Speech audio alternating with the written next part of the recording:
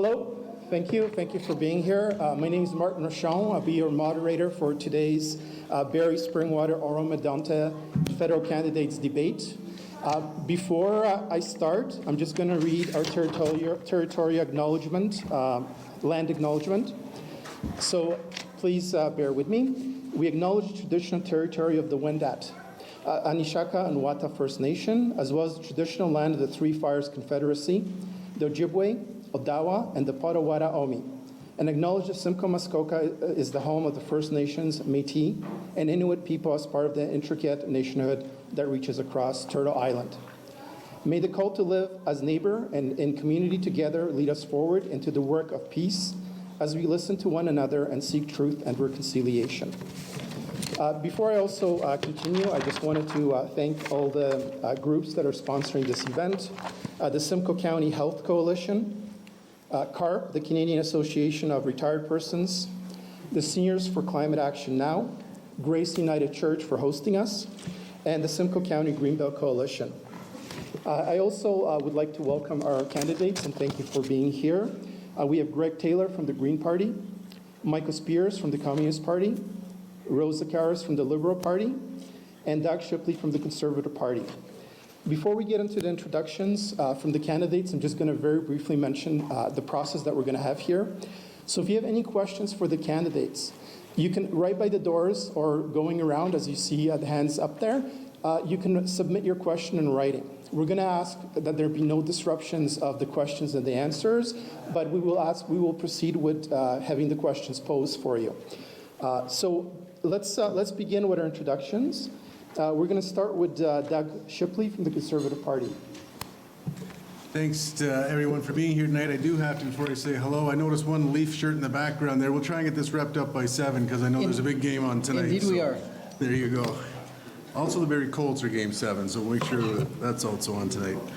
Hi, I'm Doug Shipley, the Conservative candidate for Barrie Springwater Oro-Medonte. I'd like to thank the organizers of tonight's event, the Simcoe County Health Coalition, the Canadian Association of Retired Persons, Seniors for Climate Action Now, Grace United Church, and the Simcoe County Greenbelt Coalition for hosting us tonight. I want to recognize and thank all of my fellow candidates who have joined us this evening. Putting your name on a ballot is no easy task. Campaigns can be stressful, time-consuming, and challenging for both the candidates and their families. I would like to commend you all for stepping up. I would like to personally thank my own family for their patience and understanding throughout this campaign and my past 15 years of political life. I look forward to an engaging conversation this evening about the future of our country and how we can all work together to make Barrie Springwater Oro-Medonte an even better place to live, work, play, raise a family, and retire in. Thank you. Thank you, Doug. And now we're going to have Michael Spears from the Communist Party for the introduction. Good evening, everyone. My name is Michael Spears, running for the Communist Party of Canada. We stand at a critical moment in history, a moment where the decisions we make today will shape the future of generations to come. If we don't make the right choice now, the result of this would be plant closures, mass layoffs, big cuts to healthcare, social programs, and climate action. The Communist Party is fighting for a people's agenda this election, and will continue to fight for it after the election as well. We're not just another party in the political landscape. We are the movement of working people for justice, for equality, and for the future of this planet. For too long, we've had governments that prioritize corporate profits over human needs.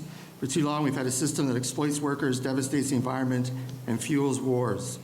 A system built on the exploitation of one person by another. The policies of the Communist Party offer a real alternative. Do not waste your votes on parties that serve corporate interests. Do not vote for the least worst option. Strategic voting will only get you more of the same. Instead, vote for real change, vote for a people's agenda, vote for good jobs, affordable housing, higher wages, and a livable future. Vote for equality, for peace, and for climate justice. Thank you. Thank you, Michael. And now we're going to have Rose Zacharis from the Liberal Party for the introductions. Thank you so much for having me. Indeed, also thank you to my fellow candidates. This is a race, and this is an election of our lifetime. And as your Liberal candidate, I have never taken anything more seriously. I'm a family doctor. I've lived and worked here for 22 years. Oro-Medonte is my home, and with my husband, we've raised 4 kids, and I couldn't be more proud to be a community member here. Indeed, I'm a professional and grew up in a hardworking family. My dad has an excavating business, a small business owner just south of here in St. Thomas, Ontario, and very proud to carry forward my traditional values of hard work, protection of our, honestly, of our sovereignty at this time and what it means to be Canadian. That's the question on the ballot. And so I grew up in a household that wondered and wanted to know, where do our taxes go? How is it that we are organized as a society, and the hardworking dollars that I earn, are they being spent responsibly? And so that's what I look for in a leader. I look to trust someone. I see that. I see that in Mark Carney coming forward as a world-renowned economist that has the international trade relationships that will be absolutely key to protecting us, our businesses, the way we provide for our families, and to do it in a sustainable way, to look at climate action in a way that no other government is doing right now, and to give us the peace of mind. When I ran as the provincial candidate, there was anxiety at the door. What will it mean to call ourselves Canadian 6 months from now, a year from now? I want that peace of mind for us. And so I look forward to being your MP. I look forward to carrying your voice forward. And thank you so much for asking us some good questions tonight that we can respond to. Thank you. Thank you, Rose. And now we're going to go to Greg Taylor from the Green Party for the introductions. Good evening. My name is Greg Taylor. I'm an educator, photographer, Ward 1 resident here in Barrie, and your Green Party candidate. Thank you very much earlier for the land acknowledgement. That covers what I was going to cover, so thank you for doing that. Much appreciated, very necessary. We face a great number of challenges today, and as a result, a better future can sometimes be hard to imagine. However, at this point, we must unite, and we must move forward with bold action. The Greens have as broad a platform as any other party, but simply take a different lens to doing politics, a lens that's based on sustainability and cooperation. We are more concerned about bringing forward good policy than controlling power, and believe that the primary responsibility of an MP is to represent their constituents, not be a party cheerleader. I'm here for you in this riding primarily as my main focus. We are currently living in a world that has a range of significant crises, from the Trump threat south of the border that threaten our sovereignty. And we need to make sure that Canada does not end up going down the same two-party pathway that has largely led the United States in that direction. In order to ensure that doesn't happen, we badly need a proportional voting system. Must happen. More on that later. We must also take bold action on climate change and mitigation, so that we can better deal with crises like the recent ice storm here in Simcoe County. That situation and its response were shocking and unacceptable.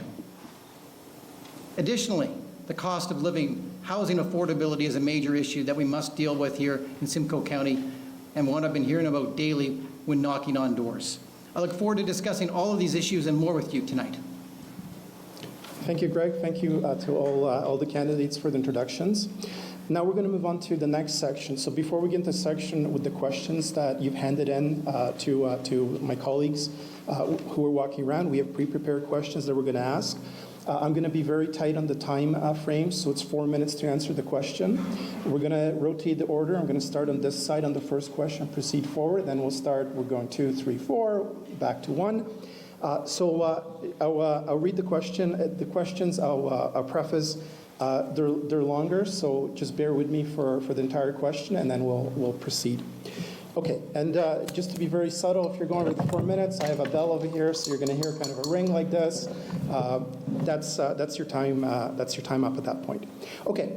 So the first question will be on housing. We're going to start with Greg. The question is, Canada faces an affordable housing crisis. Housing starts in Canada are down due to multiple challenges with government regulations, exclusion zoning, tax barriers, development costs, lack of committed funding and skilled labor, increased material costs, tariffs, fear, and uncertainty. How would your government increase the percentage of affordable, nonprofit rental housing units and invest in related necessary infrastructure, directly support increased housing starts, eliminate barriers to building more housing and support builders, support innovative solutions for seniors aging at home, including home modifications, financial options for home support services, and shared and co-living opportunities. Align funding and policy from the federal government to the provinces and then to municipalities, and tie in the funding to successful outcomes. Greg, over to you. Thank you very much for the good question. As indicated, this is a very large question, and I cannot possibly cover all of the material in 4 minutes. So I'm going to advise right off the bat that anything I don't cover, please go to greenparty.ca/our-plan for more information on parts of the question I cannot cover comprehensively enough for you. I must say that in all my door knocking, this is one of the two biggest issues that I'm encountering. That and the Trump situation south of the border. I'm hearing these issues over and over and over. It comes down to a paradigm shift. When I was first a voter, somebody could graduate from high school, work at a job, and afford to pay their rent. In some cases, afford to buy a home. Those options are no longer available in the world we live in today.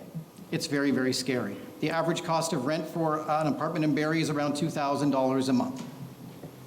That means you need to have an average gross income of about $30,000 just to cover that portion of your expenses. Highly educated professionals with six-figure incomes can't get approved for a mortgage here in Barrie. I know many have had to go to places like Angus and Midland to buy homes because they can't get into the market here, okay? Our unhoused population is a crisis in this community, and we need to come up with better solutions for them. So a bit of extra context. As an educator, I'm going to try and answer these questions with a little bit more context for those in the room who may not be familiar with all of the material. Causes of this, clearly we have not had enough housing starts. The Ford government's approach over the past number of years has resulted in Ontario having the least per capita housing starts in all of Canada. That's not good enough, so there's a supply and demand issue. We have a lot of people coming to this community from places like Toronto, international students, and it's putting great strain on our system. As I mentioned, housing is a provincial responsibility, more so than any other. The feds and the municipality do have a role in it. But a lot of this does come down to the fact that our provincial government has not been keeping up. Incomes have not been keeping up with inflation either, which is making it harder and harder to get by and to cover that part of your expenses. Additionally, we have a 5 to 7 year wait time here in Barrie to get onto the list for social housing. That's also not acceptable. The Greens have got a variety of different solutions. One is to make housing a human right and a national emergency. It's one of several crises we're dealing with simultaneously in this country that are linked. So that's got to happen. The Greens also propose raising the basic personal amount to $40,000 from $15,000 that it currently sits at. That would put an additional $3,000 every single year in people's pockets, and that can cover things like your rent, your mortgage payment, your groceries, things that we need to get by. The Greens are also strong proponents of a guaranteed livable income. That is a program to put in place that would do a great deal to deal with the inequalities that we have in our society, people who are struggling to get by, the homelessness issue, people struggling to pay their rent. This would go a long way in solving that particular problem. We also believe in restoring the CMHC mandate to directly finance and develop non-market housing. That's a big piece as well, and to extend the existing GST removal for developers for non-profit housing. Additionally, tripling the social housing amount to $1.2 million of permanently affordable homes, expanding home care programs for seniors so seniors can stay in their homes longer. We saw what happened during the COVID pandemic, and a lot of seniors are now realizing, hey, I want to stay at home so that when if we have another pandemic, I'm not going to be susceptible to the things that were going on in the retirement residence community. We need to fund that program much better. Green retrofitting programs to cut down on utility costs is a real great idea for the environment. It's also a wonderful idea to make it easier for lower income families. And last but not least, we need to protect the farmland of Oro-Medonte. That's a huge issue in this community. What's going on behind the scenes is not acceptable. Closed door meetings. What's the plan for Oro and Springwater? What's our municipal government's plan on this? We're not hearing much, and that's not acceptable. Please take that up with your mayor and your councillor. Thank you. Thank you, Greg. Michael, same question. Over to you. First, I think it's important to know that the housing crisis isn't just a lack of housing, it's an affordability issue. The vacancy rate in this area is actually quite high. It's almost at 2%. So it's not that there isn't housing available. It's also that it's just unaffordable. And a lot that has to do with the financialization of housing. And the blame for this current crisis can be laid squarely at the feet of previous liberal and conservative governments. They gave the real estate market to corporations who made it a speculative commodity instead of a right. And that has led to the high prices of both renting and owning a home here. And those who created the problem cannot be trusted to solve it. Our party would implement a number of changes. First, we'd enact a federal housing policy that recognizes housing as a fundamental human right and doesn't treat it as a commodity. We would build 2 million units of truly rent-geared-to-income, affordable public and social housing, creating hundreds of thousands of new green jobs in construction and manufacturing. The government can achieve this by making savings of scale if it itself manages the construction of housing units instead of offering incentives to the private sector. We're going to ensure that all rent-geared-to-income housing is generally accessible to seniors and low-income earners by setting rents based on actual income levels, including shelter rates for those on social assistance, rather than manipulated income thresholds that exclude those in greatest need. In addition to increasing Canada Pension Plan and old age security, we would fully fund any improvements to seniors' homes so they can stay where they want to live. We would expropriate derelict or vacant rental properties and convert them into rent-geared-to-income social housing. We would enact legislation to give municipalities the right of first refusal across the country to develop these new units of social housing. We'd also ensure that no one pays more than 20% of their income on housing by implementing rent control and rent rollbacks. We would extend rent control legislation to cover all rental units, including vacant ones. We would also establish land banks to preserve land for social housing, schools, hospitals, parks, and public works. We would build emergency shelters and transition housing to support those in immediate need. We would ban evictions, mortgage foreclosures, and utility cutoffs due to unemployment, strikes, or lockouts. And we would also guarantee tenants the right to organize so they can collectively bargain with their landlords. The causes of the crisis are government austerity and deregulation, corporate financialization and speculation. Policy solutions that amount to subsidies or incentives for developers, which the other parties are offering, and landlords have either been inadequate or contributed to the crisis. It's clear that the housing market has created massive profits for a few, but has been unable to guarantee sufficient construction and maintenance of acceptable and affordable housing. It's time for real action to confront the housing crisis. Thank you. Thank you, Michael. Rose, over to you. Same question, housing. Thank you. Absolutely an important question. And first of all, I want to say that you're not going to hear myself claim to have a monopoly on all the good ideas. My co-candidates here are bringing forward very good ideas when it comes to housing. What I know is that our current Liberal government and our current Prime Minister, Mark Carney, speaks differently about the housing crisis, and he should, because it is a different, really new national emergency when it comes to the lack of affordability in housing. And so we are no longer a federal government under Justin Trudeau, and that's really important. I see it when Mark Carney talks about an ambitious housing development plan. Mark Carney talks about, since World War II, there will be a new and different way of building deeply affordable houses that will impact us, that we need in our community, but clear across Canada. He talks about a public home building program, a commitment to 3.8 million homes by 2031, and earmarked 50,000 of those homes per year being non-market homes. So that's different than your real estate agent or your private land use to compete for your dollars and outprice you when you want to have a home to live in. We need affordable homes for seniors who are looking at their pension and what they will now be able to afford. We shouldn't ever, with a hardworking adult, land at retirement age and worry about you being able to live and be with your family in the community that you've learned to live and grow in and work in, to not be able to afford to live there anymore.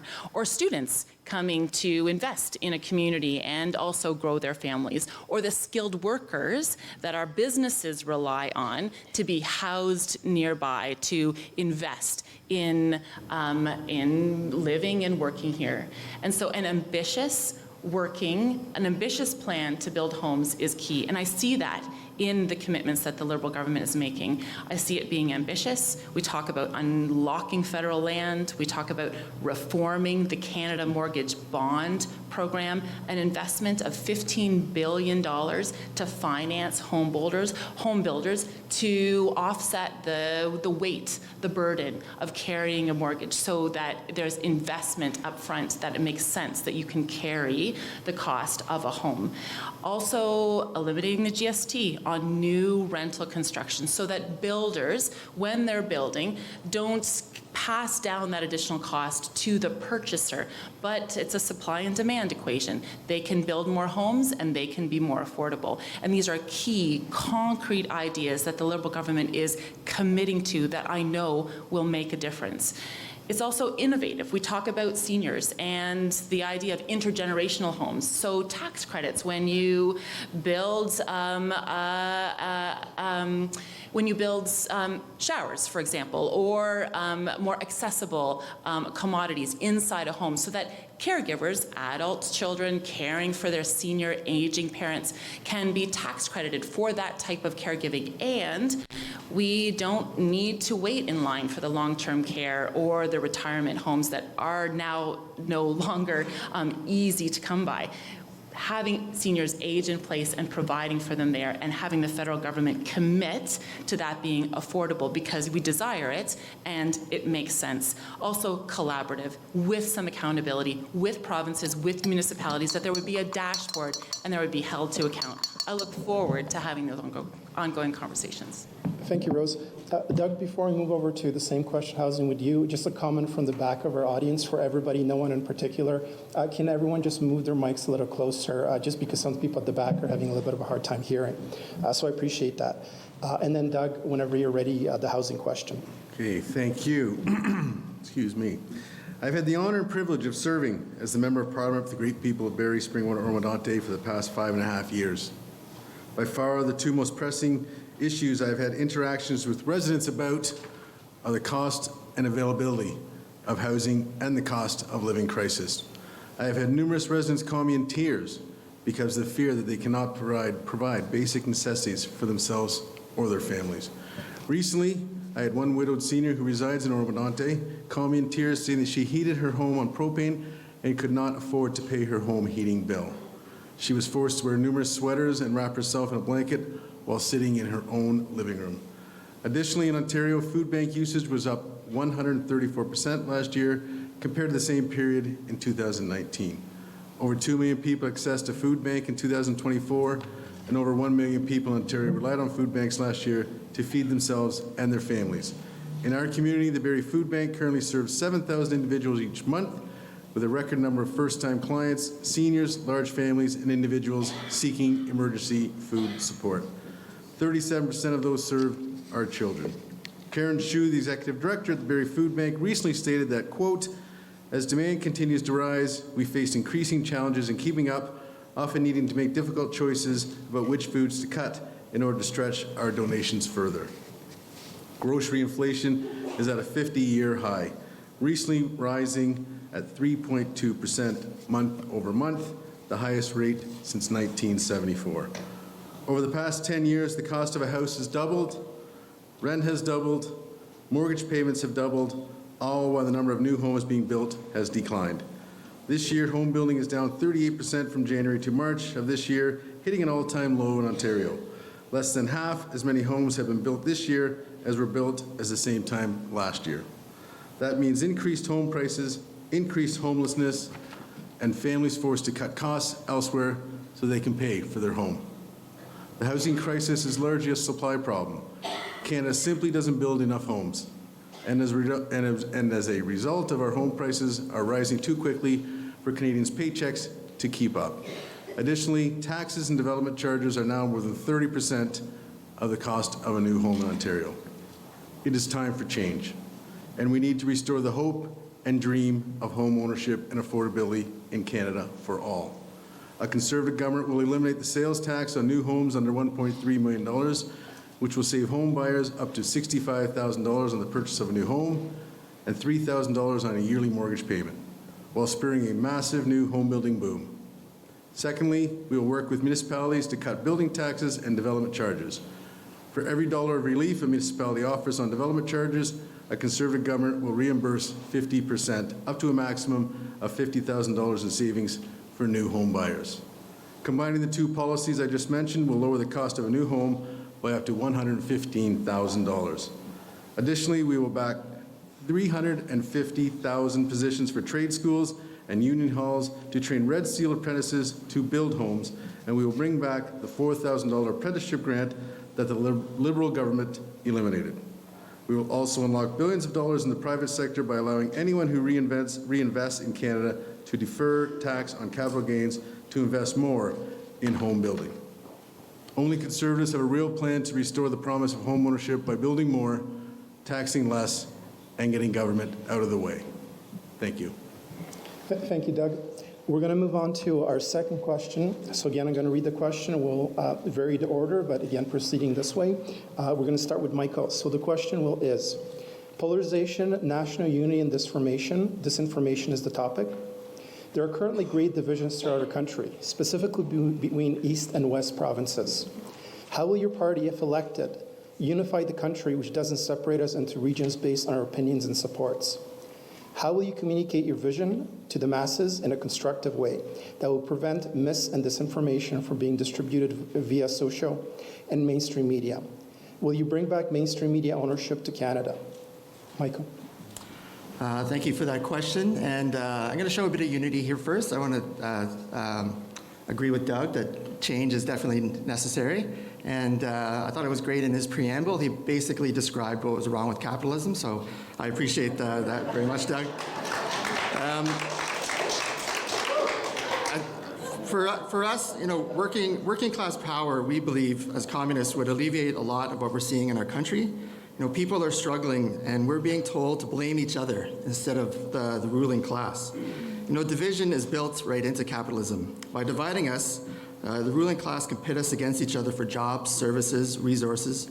We've been told to see each other as the enemy instead of the capitalists who attack working people for profit and greed.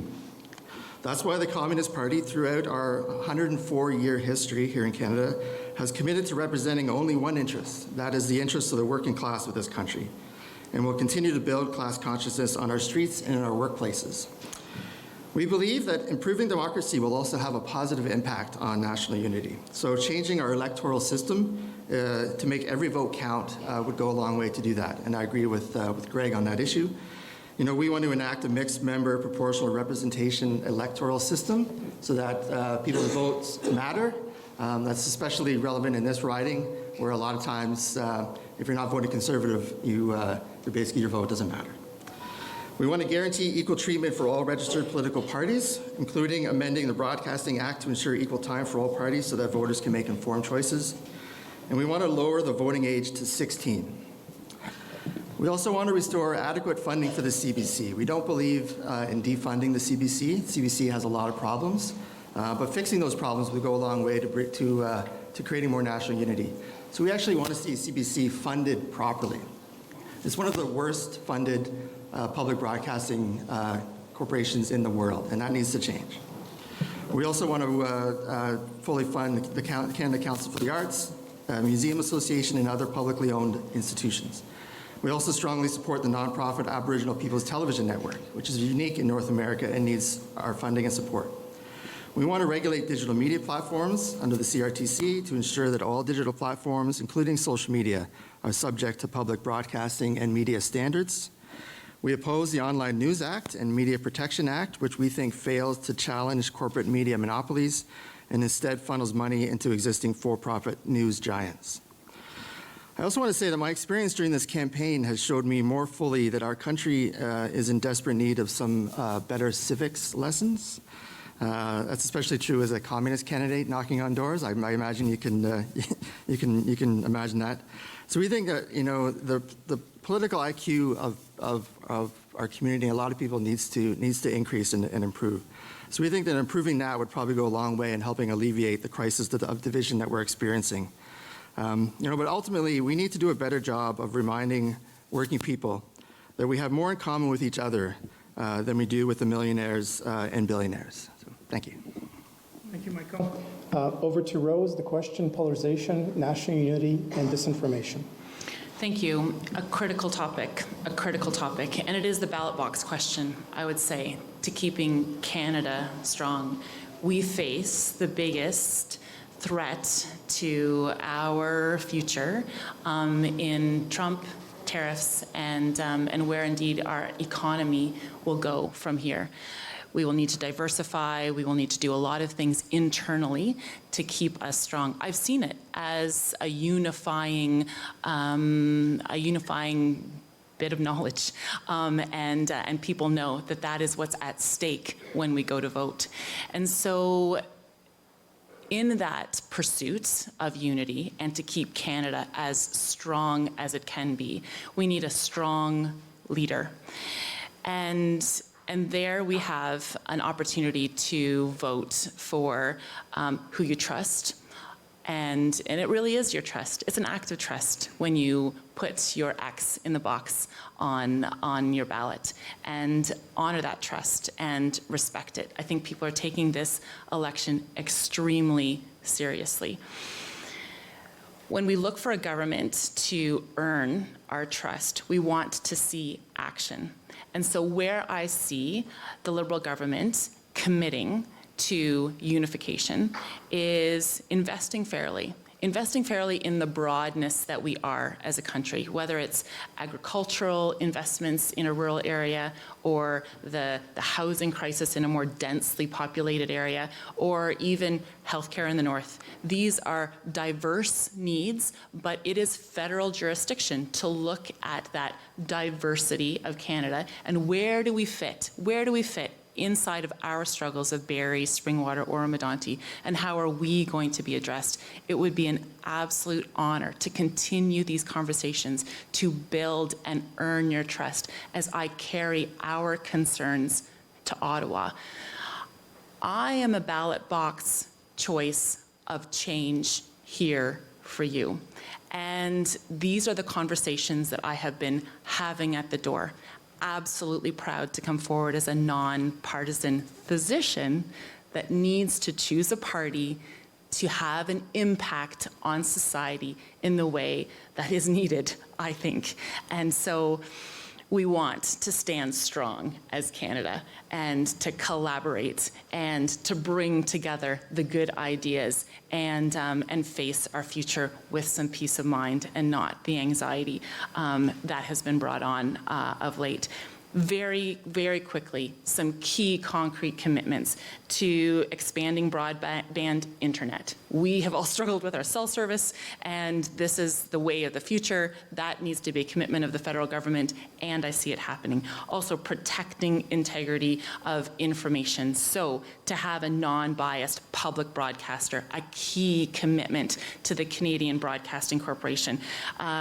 Even in the area of capital federal political donations, that they be trusted, non-biased, not foreign, not interfered with by foreign operatives, and that news would not disintegrate into a form of entertainment. News needs to be delivered to us. We need to be respected for our autonomy in the way we think and experience events and make informed choices. These are commitments of a Liberal government. This is my commitment to you, and once again, coming together as Canada strong to face the uncertainty of what we are being threatened with. I can't believe that I am now raising 4 kids, Canadian family, inside of the uncertainty of a future that we now have. And so, indeed, together we need to be strong. Thank you, Rose. Doug, same question, same topic, polarization, national unity, and disinformation. Thank you. As the Member of Parliament, my number one objective has been to always provide excellent customer service to all the residents in Barrie, Springwater, Oro-Medonte. With the help of an excellent team, I've always ensured that all inquiries via phone, email, and in person were dealt with in an efficient and thorough manner. I am very proud of the service that my team and I provided to constituents, and quite frankly, I would like to invite you to review our online, unbiased Google reviews of the excellent customer service we have provided to all residents over the past 5.5 years. Thorough, nonpartisan communication with the residents of Barrie, Springwater, Oro-Medonte has always been a key initiative of mine. Some of the methods I have used are monthly mailers, monthly e-newsletters, columns in local papers, and outreach at local community events. Unfortunately, over the last 10 years, Canadians have become more divided than ever before, with rampant disinformation leading to severe questions of national unity. Regretfully, we've even been witness to divisive disinformation campaigns even during this current national election on several occasions. Notably, at one particular Conservative conference being held in Ottawa, a CBC reporter brought forward the alarming facts of Liberal Party war room staffers using party resources to infiltrate the Conservative conference and plant misleading American-style buttons at the conference in order to sow division and spread disinformation about the Conservative Party's members and platform. Next, we've seen an example of foreign interference during this election campaign when our own Canadian Independent SITE task force, who are responsible for overseeing foreign interference in our elections, recently revealed that the communist government in Beijing was amplifying favorable messages about Liberal leader Mark Carney in an effort to boost his campaign. In fact, we even had a local Barrie Liberal candidate who recently stated that Canada should partner with China and give up on manufacturing. As a local businessman for over 30 years, who's always fought for Canadian manufacturing, fought for Canadian jobs, and fought for Canadians, I don't give up on any Canadian ever. We need to fight for Canadians, we need to fight for Canadian jobs, and fight for Canadian manufacturing. Canada needs strong leadership to address threats coming from the U.S. administration and other countries, including China. Now more than ever, we need a Conservative government with MPs who will defend every sector of our economy and the people whose jobs and livelihoods depend on it. We need a leader and a government that will work towards uniting our country and restoring hope. Thank you, Doug. And now on to Greg. Same question, polarization, national unity, and disinformation. Thank you. Great question. Can't answer it in 4 minutes. See me at the table after if you want to chat some more. It's such a key question, though. So some of the causes: a decline in the quality of education. Our post-secondary institutions are underfunded. It's costing us. That's a lot of provincial responsibility, but it's a major issue. Growing socioeconomic gaps in our culture. A broken first-past-the-post voting system, which is creating tribalism and all sorts of issues with people's votes not being represented. That's a huge cause of concern because people are being disenfranchised. Corporate control of our media. We need to protect the CBC for sure so that we don't get further corporatization of our media. In terms of solutions, investment in education is a big one. We need to get more funding for post-secondary. Greens propose free post-secondary education as a way to help make that possible, but we ultimately need the government in Ontario to start upping their funding to offset the decline in international student revenue that we're seeing. We also need to do a much better job of recruitment of international students to make sure it's legitimate and fair. We do need them, and it needs to be done properly. CBC, as I mentioned a second ago, is really key. It needs to be properly operated. There are some concerns with how it's operated. It does have a bit of an anti-green bias to it, but still public broadcasting as an institution is critical. We do not want to end up with a system here like the United States where we're watching the equivalent of Fox News as our main source of information. That is terrifying. That cannot be an option for this country. Marginalization. That's a huge piece of polarization.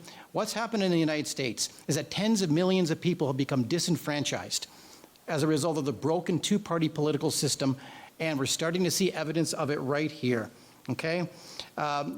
When you look at the leader of the Conservative Party, Mr. Poilievre, there are a lot of parallels to Mr. Trump, from voting against COVID supports to an anti-science agenda, to today talking about getting rid of the woke ideology, whatever the heck that means.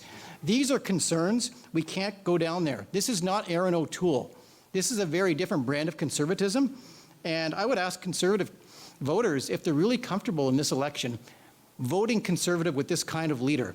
And if you're not, because of what you're seeing, look at a fiscally responsible alternative that's socially progressive and vote Green. Our first past the post voting system must go, as I mentioned a second ago. We see Conservatives getting more votes than Liberals in elections, not forming government. The Liberals getting double the number of votes in the provincial election, half the seats of the NDP. The NDP in the last federal election got 17% of the vote, 7% of the seats, and Greens 7% of the vote in 2019, 1% of the seats. It's not working, folks. So we need to make sure that all perspectives are represented. So to close here, we need proportional representation. Fair vote is a great place to find out more information. The Liberals reneged in 2015. The NDP never prioritizes it. Only the Greens can make it happen.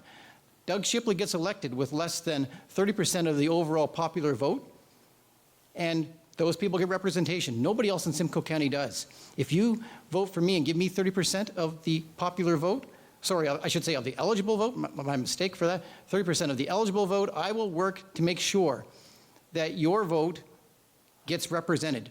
Everybody's vote should be represented, not just the 30% of the eligible vote who votes Conservative. So that's a big part of what I'm supporting here and what I'm campaigning on. And whether you're a traditional NDP, Liberal, or Green voter, you need a change in the voting system. And because of what Justin Trudeau did with reneging in 2015, and the NDP not pushing it when they could have, were holding the Liberals to a minority government, you vote Green, we're going to bring it forward. There's no other party right now that will allow all votes moving forward to count in this riding. Thank you. Thank you, Greg. We're going to move on to our third question, which is healthcare. And we'll start with Rose after I read the question. The healthcare question: can you commit to upholding not only the letter, but the spirit of the Canada Health Act to ensure healthcare remains public and accessible for all Canadians, including Indigenous peoples, women, LGBTQ2S+ individuals, and rural and remote communities, stopping and reversing the privatization effort by several provinces? How will you hold provinces accountable for federal transfer funds meant for healthcare to be used for healthcare only? Will you commit to uphold full bodily autonomy and access to reproductive care, including abortion as an essential and integrated part of our public health system? Rose? Absolutely. I can't wait to address this question. So, thank you. I am a family doctor, and I have lived and worked here primarily at Soldier Memorial in the emergency departments, and my husband's a pediatrician. So we came to this community successfully recruited by the Aurelia Physician Retention and Recruitment Committee at that time. Had a dream to have a family. 4 kids later, we're a family of 6, and we're never leaving. We love it here. This is home. And so my medical political career began when I was elected by 44,000 doctors in Ontario to represent physicians and make healthcare system recommendations to our provincial government. In 2021, it was my job to meet with Premier Ford, Health Minister Jones, and all MPPs across Ontario to talk about the healthcare system. Those recommendations were important. They haven't landed to solving our problems. We still don't have enough family doctors, and we still wait a long time in the emergency department, and our healthcare system has issues. My conversations at the door when I ran as the provincial candidate immediately turned to Trump, tariffs, the mental stress and the anxiety that we feel as our nation is under threat.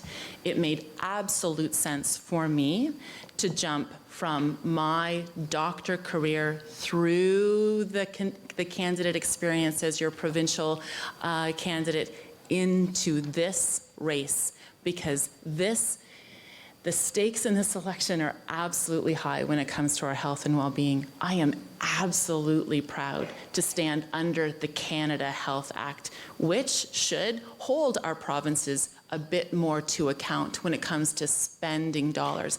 I think there should be a tracker. We measure progress, we collect the data, and we find out at the end of the day how many more people in Barrie have a family doctor. If that's not enough, then the federal government doesn't give Ontario that portion of dollars because it didn't result in the goal that was set out when the money was initially delivered. So there is a role to play under the Canada Health Act to deliver experienced results when it comes to how you are going to experience your health care. I stand by that, and I want to see that through. As far as protecting and expanding reproductive health care, absolutely standing with our diverse community and in all the different ways that we access the healthcare system to be respected, to step forward, not because you have an ability to pay or jump the queue when you need to see a specialist or have a CT scan or a mammogram.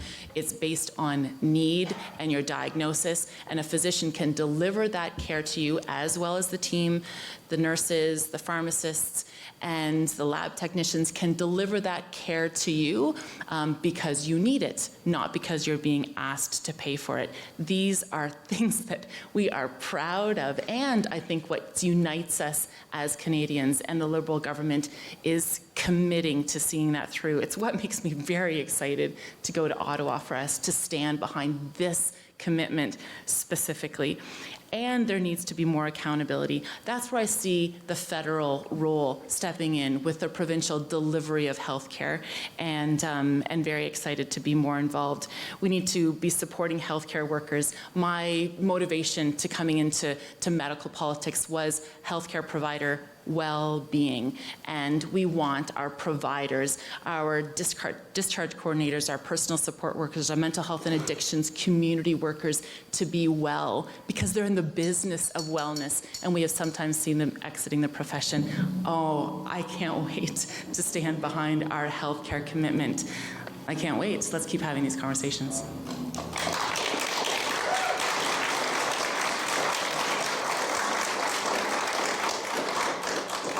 Thank you, Rose.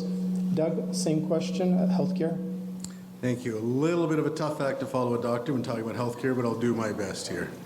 Conservatives are fully committed to upholding the Canadian Health Act and will continue to look for ways to partner with provinces through healthcare transfers to build up provincial healthcare capacity, deliver better care, support healthcare workers, and ensure that all Canadians, including women, Indigenous people, rural Canadians, and members of the LGBTQ2S+ community receive quality access to care.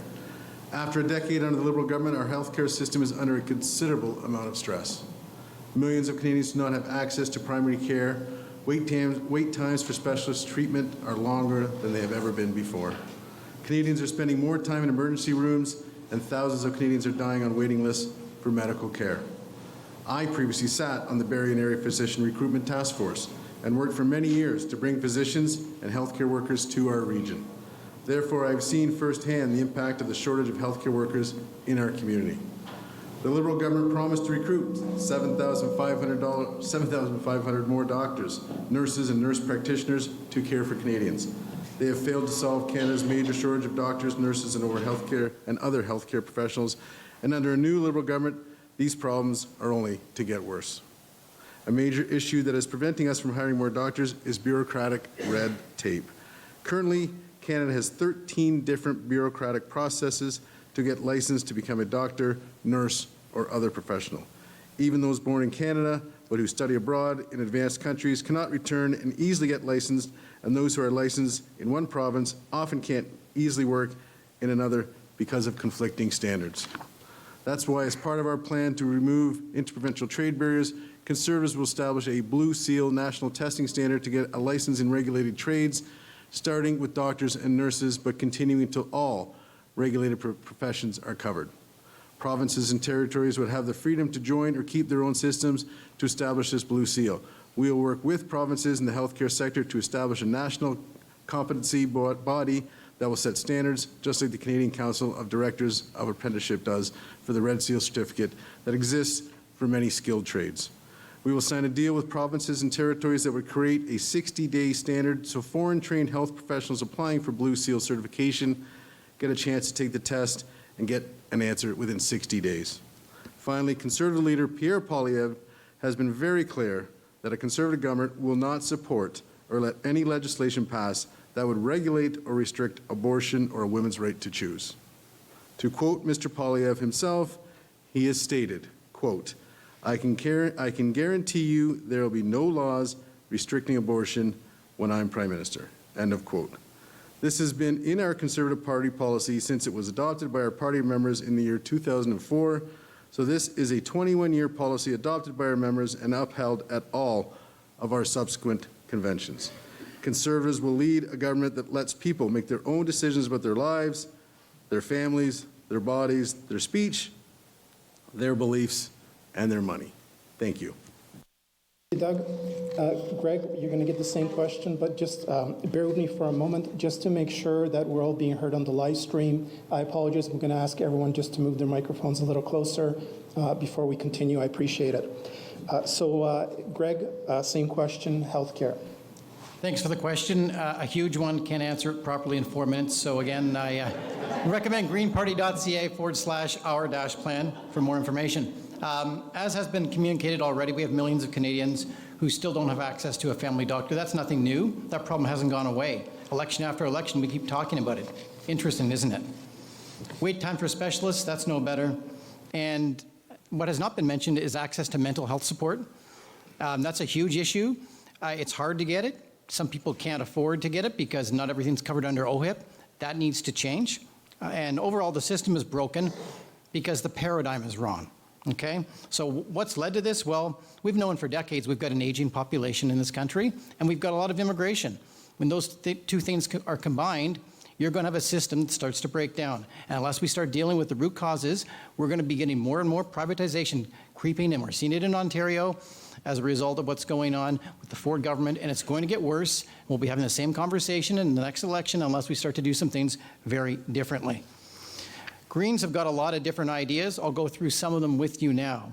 First of all, to put through a Primary Care Health Act so that everyone is insured that they have a family doctor and don't have to go to a clinic or even worse, the emergency department to overrun what's going on in those areas. That needs to happen. Expanding mental health care to cover therapy, counseling, and psychiatric services under OHIP. Mental health conditions are very, very serious. We're seeing an increase, especially with our youth, and they're not being properly supported. We also believe in implementing universal pharmacare and expanding dental care, upholding the Canada Health Act, and opposing privatization. So to get back to the initial question, it's basically, yes, we support everything in the initial question. And we also support reforming the Canada Health Transfer to ensure greater accountability and guarantee for fair funding for rural and remote communities who are very much underserviced right now with the current medical system. So this is all good. However, it's worth saying that if we don't change the paradigm, we're not going to fix the problems. We'll keep dumping money at it. We'll get a little bit better. There's a lot of good ideas, but you won't fix it because the paradigm's wrong. We need to ensure that everyone has access to healthy and local food. We've got an opportunity to implement a guaranteed livable income, a right to ensure all Canadians have the right to a healthy environment. We can implement that because ultimately, health and wellness is really what we're going for. We shouldn't be treating sickness, we should be treating wellness. And if you're going to treat wellness, you have to look at the things that cause people to be sick in the first place, and we're not doing that nearly enough, and that's why we've got a strain on our system. So in addition to that, we certainly believe in controlling the worst pesticides, which are leading to a lot of health issues, including many forms of cancer, which is running rampant in our country. So overall, if we keep voting for the same tired ideas that we keep hearing year after year after year, we'll be having variations of the same conversation over and over and over. So if you want change, vote for it by voting green on April 28th. Thank you, Greg. Michael, same question, healthcare. Thank you. With all due respect to Dr. Zacharias, to respect her great work, but if she wants to improve healthcare, she's in the wrong party. Let me just say that. We've seen public healthcare under attack under the Liberal government. It's gotten worse. I think we can all agree with that. And a lot has to do with the fact that privatization has been allowed to creep in. And that's the result of the federal government not doing enough to enforce the Canada Health Act. We strongly believe that profit does not belong in healthcare. It must be removed outright. It has no place. And the Communist Party is the only party up here promising to do that. So we'll expand Medicare to include prescriptions, dental, vision, and mental health care, all publicly delivered, all free at the point of use. The Liberals say that they'll negotiate someday, whatever that means. The Conservatives want to privatize it outright. We say, let's fund it now. Pharmacare should include all essential drugs, and the pharmaceutical industry should be put under public ownership. We need to end big pharma. We've also seen from both the Liberals and the Conservatives over the years that they've failed to enforce the Canada Health Act. This has allowed for private, for-profit clinics and labs to open up, which costs more and takes the emphasis off care. Our party also wants to see an increase of funding to provinces and territories earmarked specifically for health, as well as things like education, social programs, social housing, and equalization. And we want to ensure that Indigenous peoples have full control over their own programs as well. We also want to see an end to fee-for-service. We think doctors and dentists should be put on public salaries. I'm not sure what Dr. Zacharias thinks of that. But we also believe you can't have a good healthcare system without full gender equality. So we will guarantee the rights of women for equal access to abortion, as well as social, medical, and educational facilities and services. We protect women's right to employment insurance maternity coverage, expand parental benefits to 52 weeks with full income replacement. We would legislate and enforce protections for sexual orientation and gender identity, gender expression, and the bodily integrity of intersex people. We would also ensure that sex education curricula in the schools are 2S LGBTIQ positive. And we also think it's important to make Canada a safe haven for refugees fleeing state-sponsored homophobic, transphobia, and biphobia. At the end of the day, politics is about priorities, and the reality is that the other parties prioritize the wrong things. Both the Liberals and the Conservatives are promising to cut the yearly health transfer increases, and that's just wrong. So I say to you, do you want to buy fighter jets, or do you want to have a fully funded healthcare system? Because you can't have both in our world. The Communist Party wants what people in Canada need and deserve, the best healthcare system in the world. Thank you. Thank you, Michael. We're going to move on to our fourth question. After I finish reading it, Doug will start us off. Climate environment is the topic. Given increasing global instability, international trade challenges, disruptions, and natural disasters related to climate change, how will your government prioritize and protect domestic food, agriculture, and water security in Canada?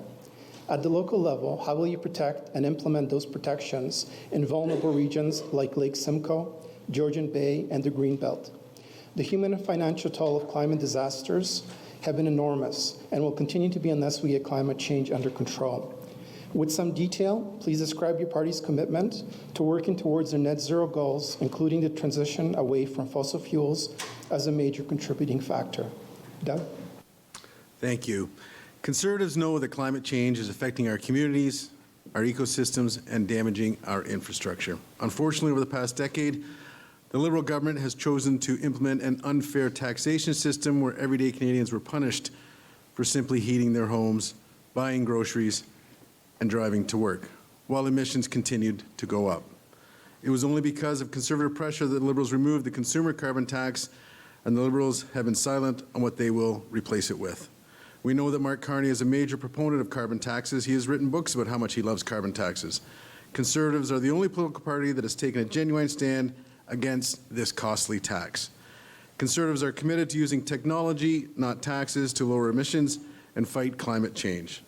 In a global context, Canada is responsible for a very small portion of global emissions. We are well placed to take our natural resources here at home, like liquefied natural gas, and export them to new markets, which will get us out from under America's economic thumb and create jobs, making Canada sovereign and self-reliant. There have been dozens of tidal energy projects, LNG projects, and oil and gas projects who have looked towards Canada for partnerships that have been turned away because of the excessive amounts of red tape and bureaucracy that have been implemented by the Liberal government. Conservatives will create a one-stop shop called the Rapid Resource Project Office to handle all regulatory approvals across all levels of government. We will repeal the no new development laws so we can build new pipelines and LNG terminals to export our energy overseas. We will scrap the job-killing energy cap on Canadian growth. We will cancel the industrial carbon tax to take the tax off Canadian steel, aluminum, natural gas, food production, concrete, and all other major industries. Finally, we will ensure Indigenous loan guarantees by establishing the Canadian Indigenous Opportunities Corporation, led by Indigenous people, to offer loan guarantees for Indigenous communities. I would also like to take some time to talk about the importance of protecting our jewel, Lake Simcoe. To say that Lake Simcoe plays an integral part in the quality of life and economy of all who inhabit its shores is an understatement. Unfortunately, Lake Simcoe has never been a priority for the Liberal government after a decade in power. The former federal Conservative government under Stephen Harper spent $59 million to create the original Lake Simcoe Cleanup Fund, supporting several grassroots efforts that were extremely successful at cleaning up the lake and reducing phosphorus levels. Unfortunately, the Liberal government canceled this fund in 2017, and it was never reinstated.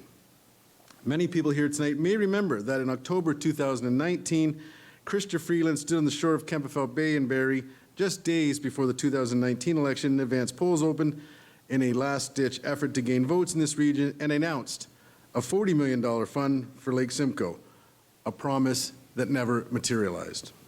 Conservatives, especially those who represent this region, such as myself, have been calling for the reinstatement of the Lake Simcoe Cleanup Fund for years, but the Liberals failed to deliver for over a decade. Empty campaign promises and no action will not be enough to protect Lake Simcoe. Only Conservatives are the true stewards of clean water in Simcoe County. Thank you, Doug. Same question for Greg, Climate and Environment. Thanks very much for the question. Firstly, Happy Earth Day. It should be said. Nobody's brought it up, so Happy Earth Day.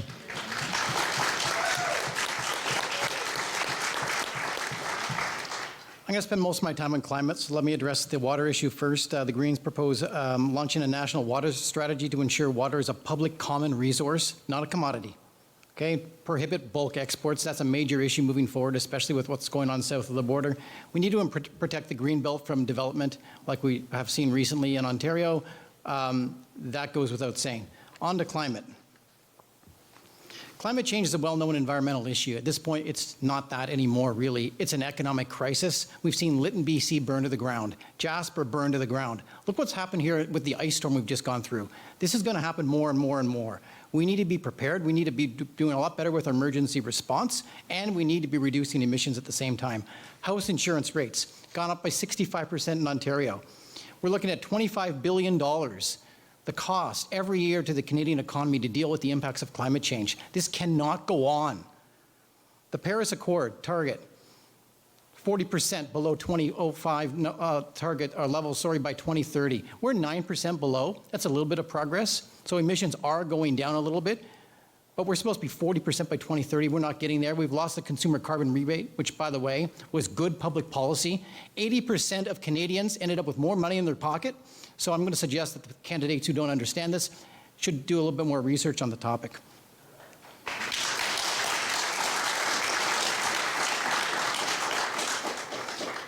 Okay, so if you look at climate change, the Conservatives, not all of them even believe in the science or accept the science, I should say. Liberals think we can increase fossil fuel production and simultaneously reduce emissions. That's an impossibility too. And then the NDP, well, they don't accept carbon pricing and they waffle on pipelines. So when you look at it, there's only really one option that's taking this issue seriously and understands it, and that's the Greens. Solutions, there are many. An east-west electrical grid needs to be implemented on renewables. No additional pipelines. The Energy East proposal has no economic merit. We don't have upgraders east of Alberta. It's not going to work. It's fantasy. We need to transform public safety into Canada's National Emergency Management Agency for disaster response. We don't have people in Simcoe County living without power for more than a week. That's unacceptable, and it's going to get worse if we don't do something about it. We need to protect farmland here, again, against the unknown developments that are planned here. Wetlands are a great thing to be able to reduce the impact of climate change. We're going to lose this through inappropriate development, and Barrie residents deserve answers from their politicians, including Mr. Shipley, who came in for Mr. Nuttall, who then became the mayor. So perhaps some questions need to be asked in this area. I'm going to close with two things. An appeal to young voters. I hear your concerns that you're frustrated with the political establishment and you're sick and tired of politics as usual. But please, the solution to failed liberalism is not right-wing populism. The solution to failed liberalism is not right-wing populism, and we need to start to look at alternatives to that. And if you want an alternative, please suggest going green on April 28th. And to the parents and grandparents in the room today, think about the legacy that you're leaving your children. Are they going to be able to afford a home? Are they going to have a livable climate? Are they going to be able to have a good quality of life here in Simcoe County? Right now, things are not going the right way socially, economically, ecologically.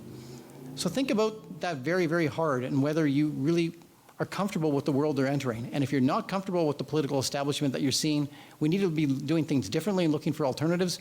We need to vote for change, and voting green on April 28th is by far the best way to make a clear statement that you want change that will give your children and your grandchildren a brighter future. Thank you.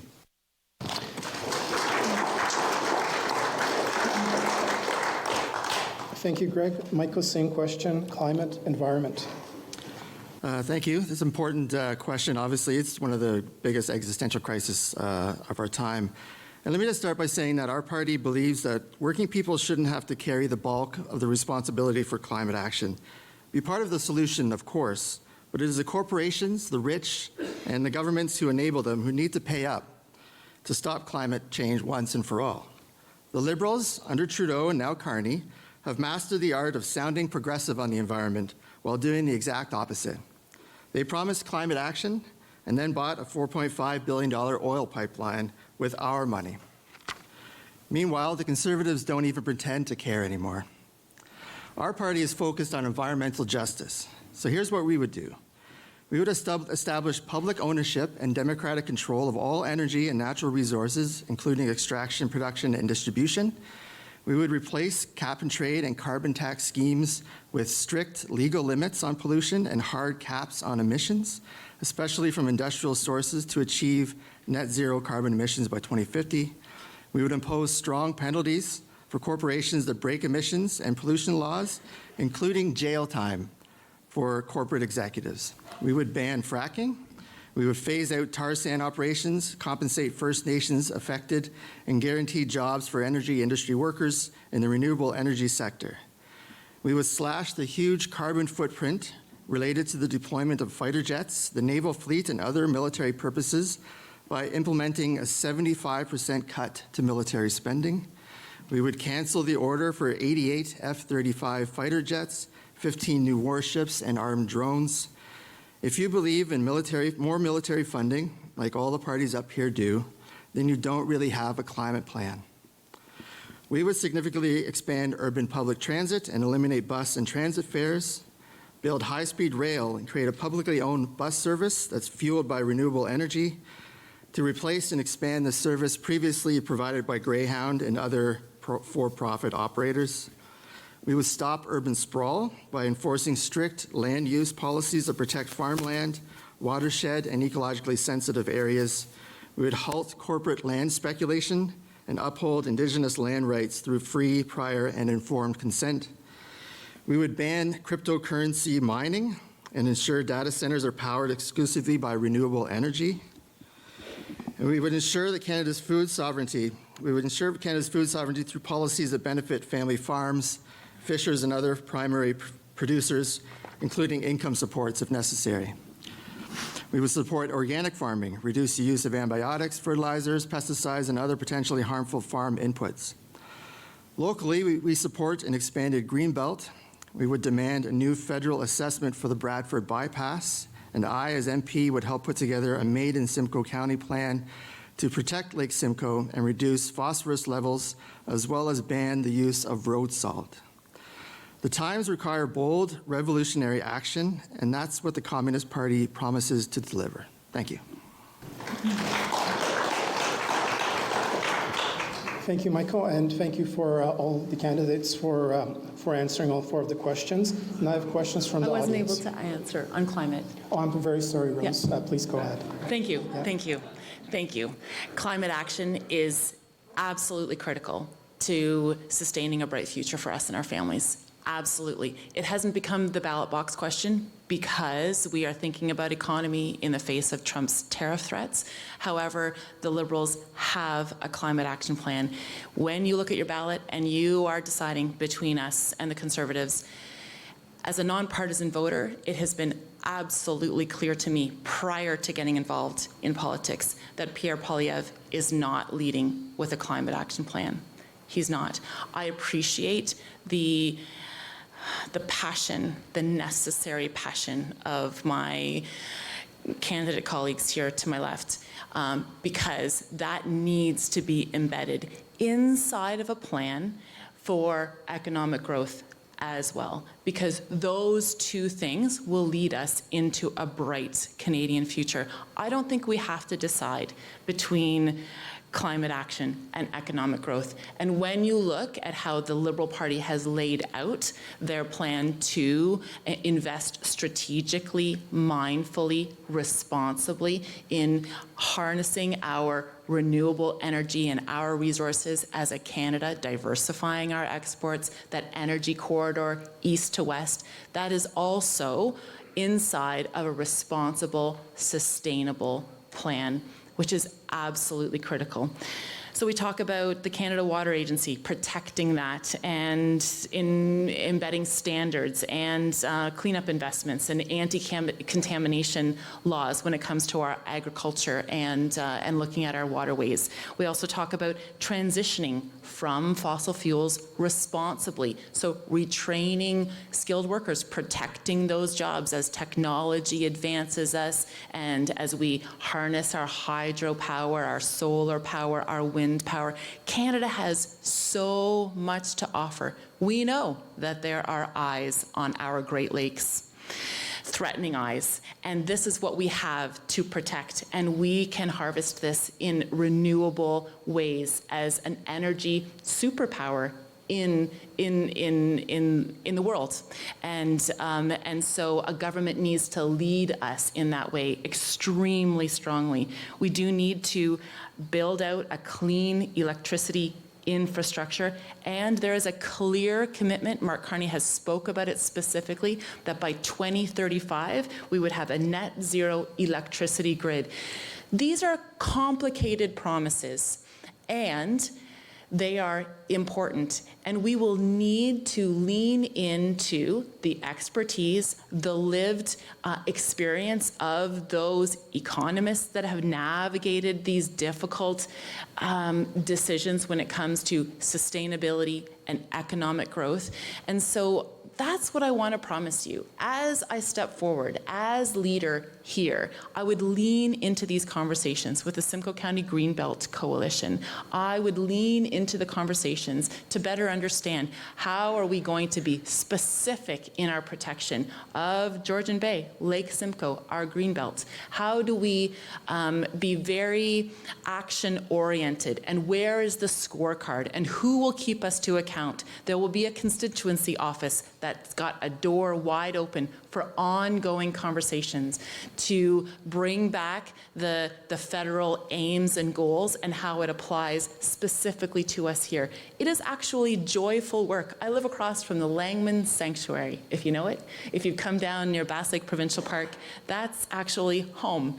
And we enjoy our green spaces and people that are passionately committed. And it matters. It matters on a global scale. We felt the weight of the pandemic. That was a worldwide event that shook us.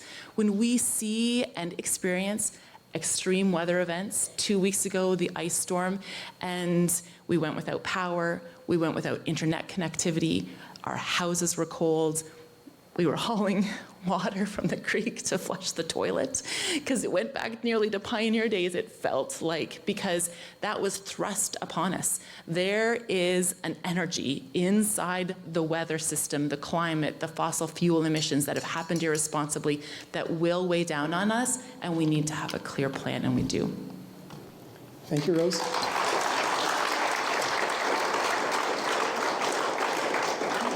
I want to thank all the candidates. Sorry, Rose, for cutting you off there. I appreciate that we got everyone answered the 4 questions.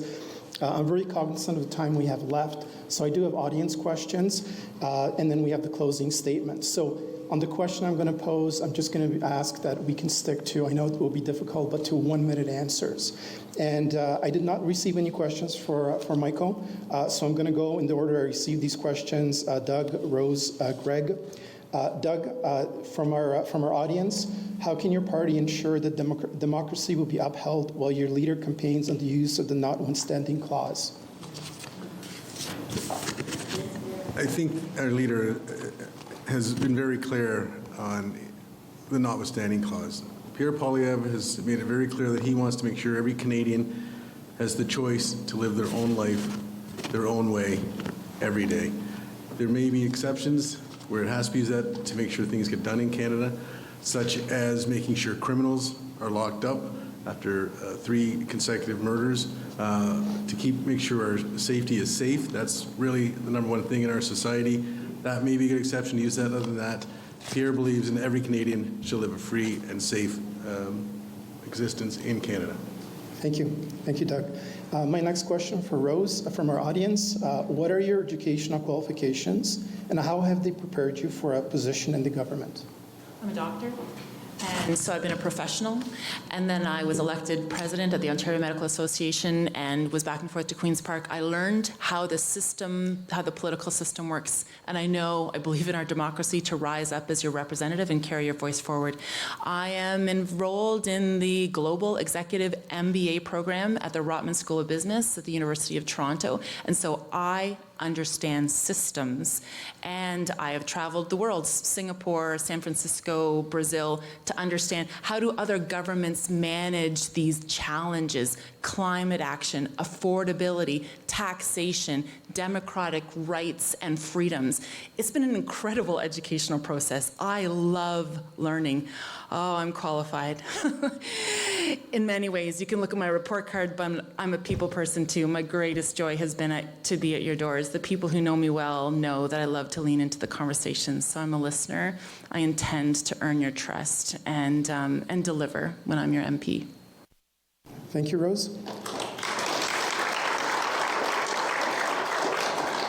Greg, my next audience question is for you. Canada's wealth is in its ground.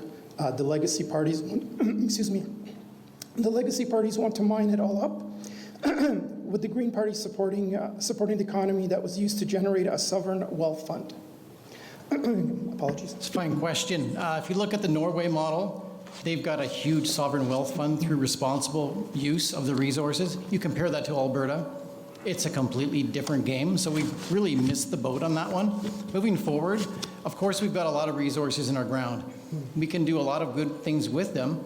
We need more focus on using those resources here and not just shipping out raw products to other countries. So if we can extract and then we can develop some of these resources here and keep more jobs and revenue in this country as opposed to shipping it out somewhere else, that's going to be a major advantage for sure.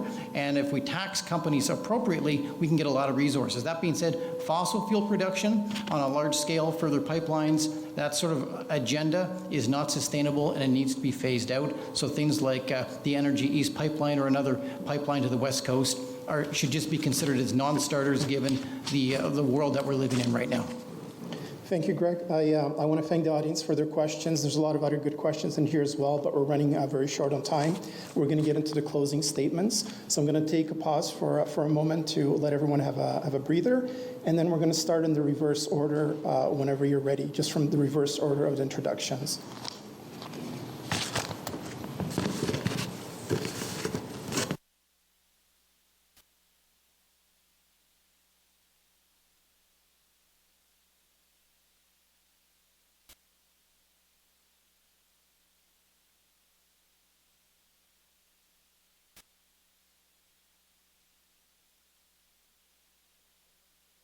I apologize, I've been asked to ask a few more questions, so we are very limited on time, but we'll stick to the 1 minute per question.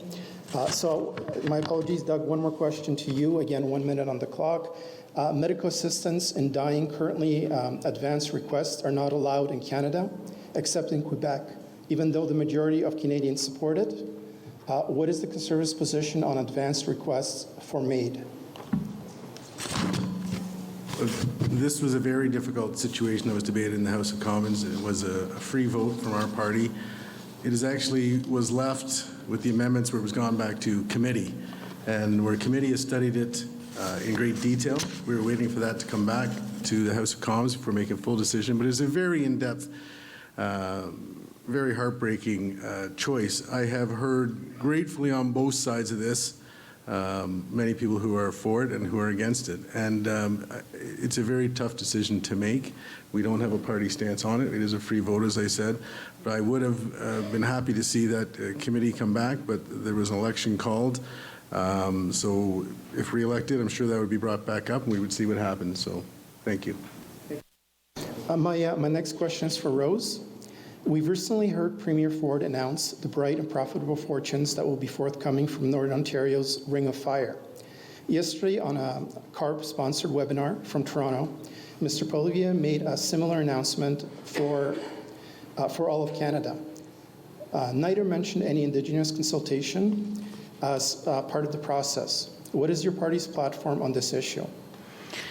Very proud of the Liberal government to really stand alone as a government that has led with Indigenous reconciliation and Indigenous consultation, and indeed that is well known from the Liberal government.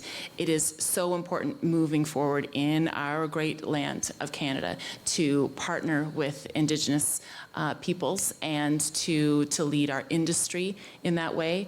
And so as we lean into those conversations, that commitment based on a track record of doing so will only be bigger and broader as we lead our conservation efforts through Indigenous-led conservation consultation and also grow our economy in a responsible and sustainable way.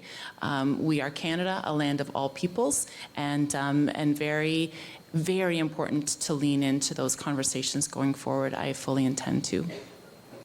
Thank you, Rose. I have the next question is for Doug. For the remaining questions that I have, there will be for Doug and Rose, based on audience question per chosen candidate. Would I be able to make a suggestion? We do have 4 candidates up here. I'd be willing, if Rose is also, if all candidates were allowed to answer the questions. Would that be possible?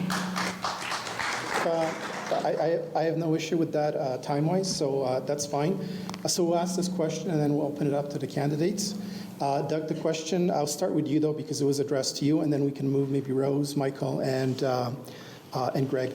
So the Conservative Party has promised to defund the CBC if elected. Will you personally oppose this move? Defunding does not mean getting rid of the CBC. What defunding means is removing the taxpayer-paid portion of that. Mr. Poilievre wants to keep the French radio portion still funded, but he does see some need to remove the public portion funding of that. It becomes more of a publicly funded situation where they could still be on TV, they could still be competitive, they would just have to go and do their own funds, do their own advertising, but not be funded with taxpayers' money.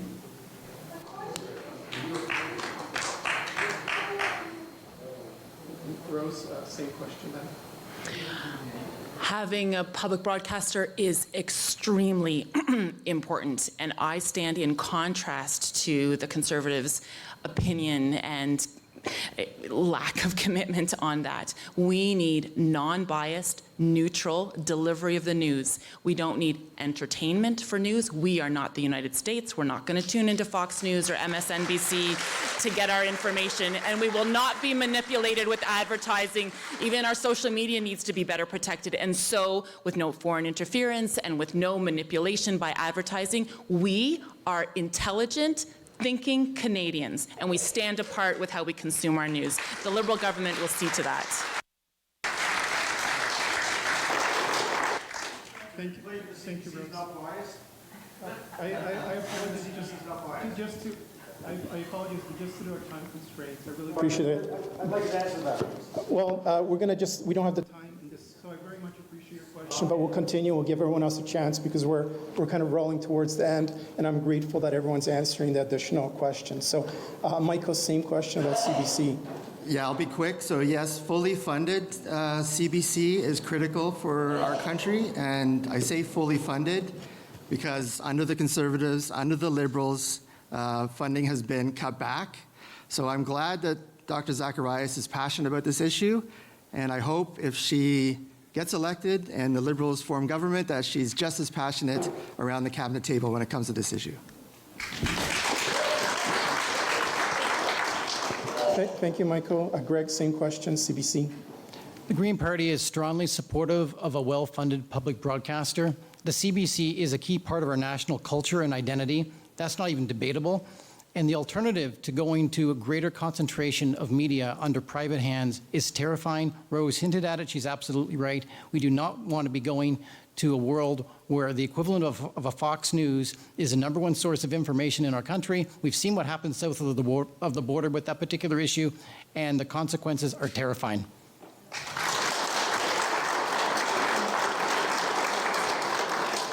Thank you, Greg. Again, we're very limited on time, so we're going to get into the closing statements. I'm going to ask you to keep it brief, 1 minute.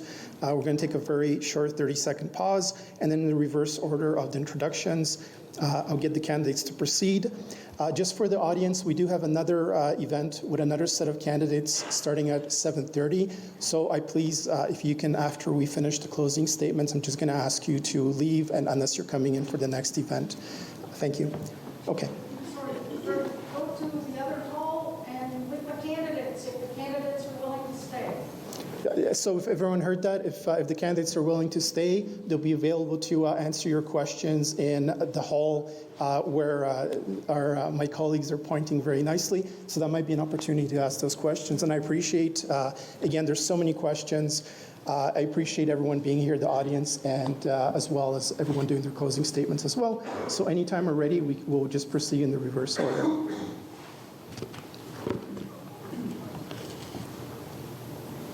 So Doug, you went first into introductions, so you'll be fourth in the reverse order.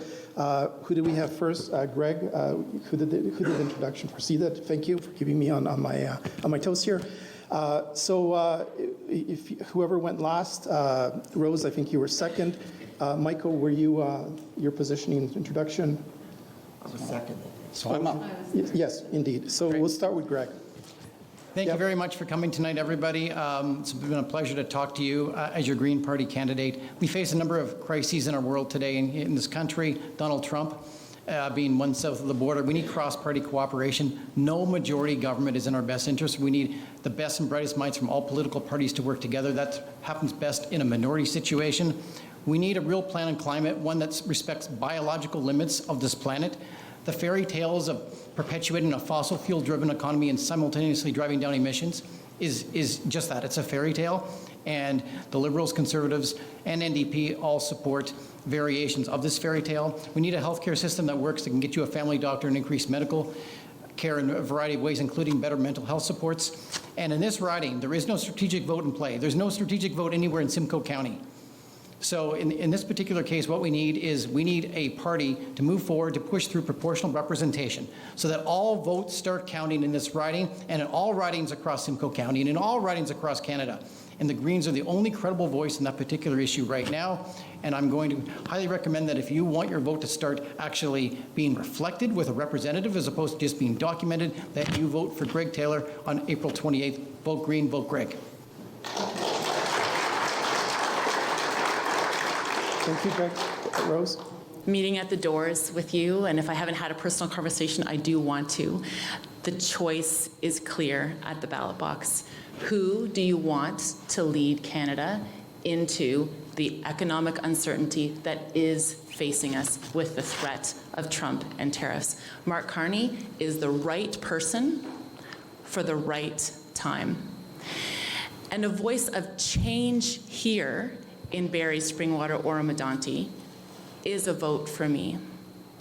And so it would be a privilege to carry forward our concerns about our businesses, about our issues around affordability, about our passionate need for climate action and for peace of minds and peace of our mind and the peace of mind we want to raise our families here. And so with me, you get someone who understands your concerns, wants to lean into those conversations, and will be in a position with what has been forecasted since the call of this election that it will be the formation of a Liberal government. And with me, you get an opportunity to have someone represent you there from a strong, stable, Liberal majority government. Potentially, I see that happening, and I want to speak up for you. So thank you. I will continue to earn your trust. We have a few more days before now and Election Day. Happy to have the conversations and happy to continue them afterwards also.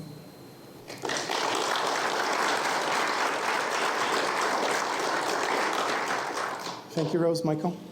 Thank you. Canada needs the Communist Party, and you need an MP who will fight for working people.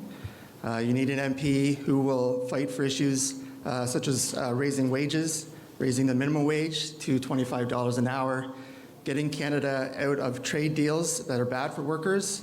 You need someone who's going to fight for employment insurance at a livable rate, so when the layoffs come because of Trump's tariffs, that unemployed people can live in dignity. And you need a candidate that's going to fight for an independent foreign policy as well. And we need the Communist Party because we're the only party who has consistently been on the side of Palestine and Palestinians. And I say that because this is an issue that has gone out of the spotlight. It hasn't been an issue at the doors. It's not being talked about by the media, and that's tragic. It should be talked about. The genocide is happening as we speak. There is no ceasefire. Palestinians are being killed by Israeli bombs on a daily basis, and we need to keep that in our minds. And you need to know that the other parties up here, especially the Liberals and the Conservatives, have been complicit in the genocide. They've done nothing to stop it. They haven't stopped selling arms, even though they say they have. They're not recognizing a Palestinian state. They're not holding Israel to account. The Communist Party will do that, and will fight for working people, not just in Canada, but all over the world. Thank you. Thank you, Michael. Doug? Thank you. Thank you to everyone for coming tonight. It is really appreciated. I've sat here now for almost an hour and a half, and I just recently heard my Liberal candidate mention she's been going to many doors and listening to issues. Folks, those issues are not new. They were not created by Donald Trump. Those issues have been growing for the last 10 years under this current Liberal government. Affordability, crime, housing are all up. Violent crime is up 50%. Human trafficking is up 84%. Total incidents of violent crime, 116%. Donald Trump didn't cause those. Affordability, grocery inflation is at a 50-year high, recently rising at 3.2% month over month. Housing pricing, rent has doubled. Housing costs have doubled. Homes have doubled. These aren't new since Donald Trump took over in January. Yes, Donald Trump in the U.S. is an issue right now, but our number one issue right now are our local issues going on in Canada. Remember that. Remember your children, remember your grandchildren, make sure there's a future for them. Vote for hope, not fear. And let's get a Conservative government in Ottawa for change. Thank you.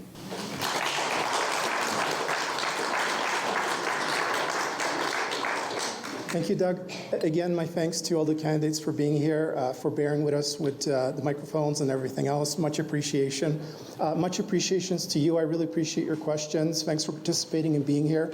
I think that's really a key issue. So obviously get out and vote if you haven't done so already in the advance polls. And again, if some of the candidates are available, you can discuss further questions with them in the hall, which we're pointing to you. We'll guide you as you go.